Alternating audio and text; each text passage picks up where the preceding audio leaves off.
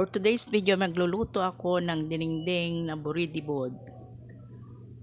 Ang mga sangkap ay ito. At ito na nga ang mga gulay na lulutuin natin. Bunga ng mga lunggay, talong, sigarilyas, alukon. Tapos lalagyan natin ng sahog na bangus na inihaw. Isinalang ko na yung kaserola at linagyan ko ng konting tubig. At linagay ko na rin yung sahog na bangus na inihaw. At ilalagay ko na rin yung mga kamuti at lahat ng mga sangkap na katulad ng kamatis, luya at sibuyas.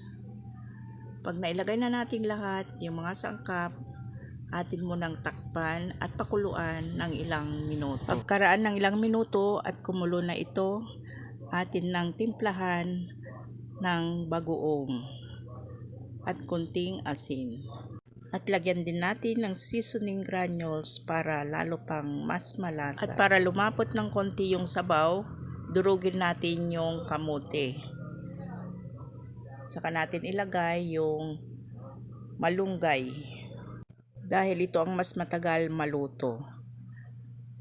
Katapos nyan, atin munang takpan at hintayong maluto yung malunggay. Saka natin isunod yung iba pang gulay.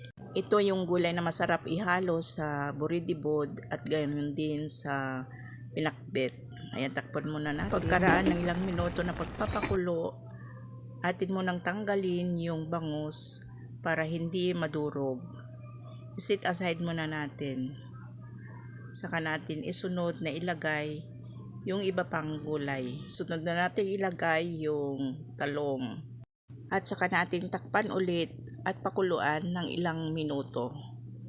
Pagkaraan ng ilang minuto, pwede na rin nating ilagay yung sigarilyas. Kung sakaling naabot mo ang puntong ito, that means nagustuhan mo ang aking video. Kaya wag mo sanang pakalimutang i-like and share para makita rin ng iba. At kung hindi ka pa nakapag-subscribe sa aking YouTube channel, Estrella Vlog, mag-subscribe ka na para updated ka palagi sa aking mga ina-upload. Ayan guys, linagay ko na rin yung halukon. Ayan guys, tapos na naman ang pagluluto, kaya magpapaalam naman tayo. Salamat sa panonood at sana huwag kayong magsasawa sa panonood ng aking mga videos.